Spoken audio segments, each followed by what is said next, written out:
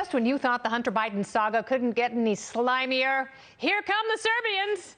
And it comes days after we learned a Chinese energy tycoon gave Hunter a 3-carat diamond, so romantic, and offered him about $30 million just to make some introductions, that's all.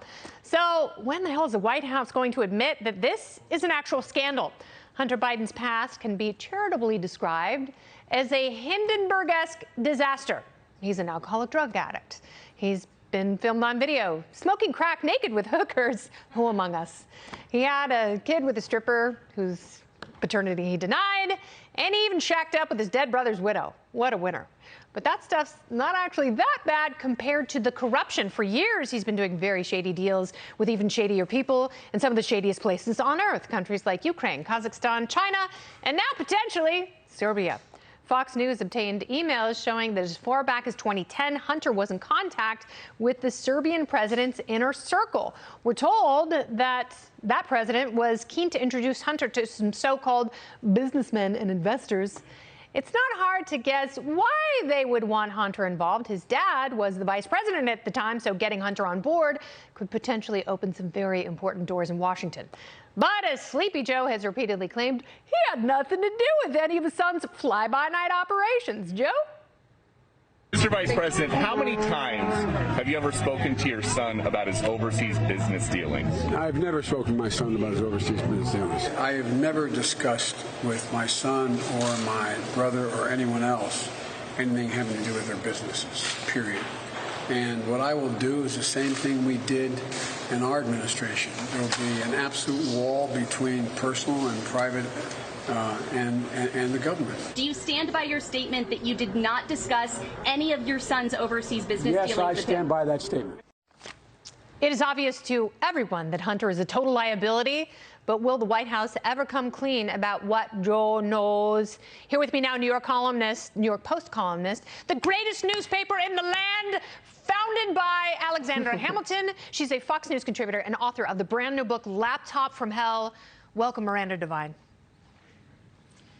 Thank you so much, Kennedy. Great to be here. And So you nice did a to very have you. good summary there of what's going on. Well, thank you. What a colorful life Hunter Biden leads. So what came first, your interest in the laptop and stuff that you had read about it, or did you decide to write a book first? Because I think this whole subject matter is fascinating.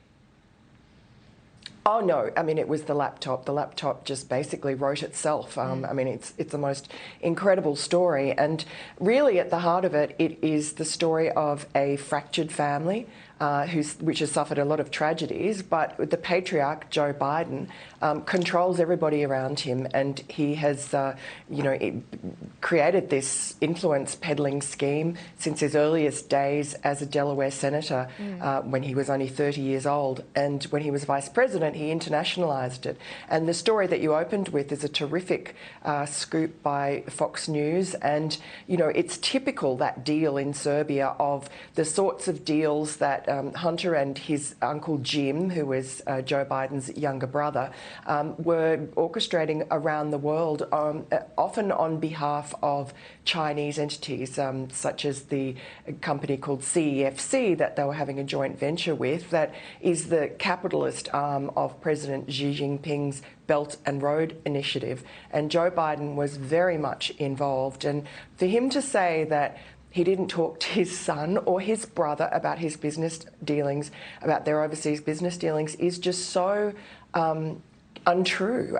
We have so much evidence on the laptop, in emails and documents, but also from the mouth of Tony Bobulinski, who is a very upright person, a Navy veteran, and, a self-made man and a very successful businessman who was brought in by Hunter and his partners to be CEO of this joint venture with CEFC.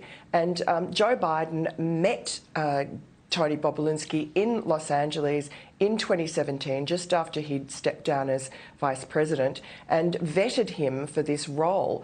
But, for the previous 2 years, the last 2 years of Joe Biden's presidency, this joint venture was doing work for CEFC. They hadn't got paid yet, but according to Hunter, CEFC owed them $20 million for the work that they had done for them around the world the previous 2 years. Wow. Work, that's a pretty loose term.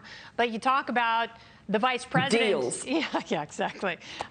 Introductions, access, that's all he had. Certainly didn't have any true formal acumen or wherewithal. So the vice president says he never talked to his son, he never talked to his brother about any of this. Maybe he should have, because with so much at stake and on the line, including the presidency itself, he very much should have been talking to his corrupt relatives, making certain that they weren't compromising the family name by enriching themselves. And he didn't, because he was talking to them. He is the big guy. He obviously was a critical part of all of these deals. So you look at this and you wonder, what's more corrupt? What Hunter and Jim Biden were doing in the name of their father and brother, or the Clinton Foundation?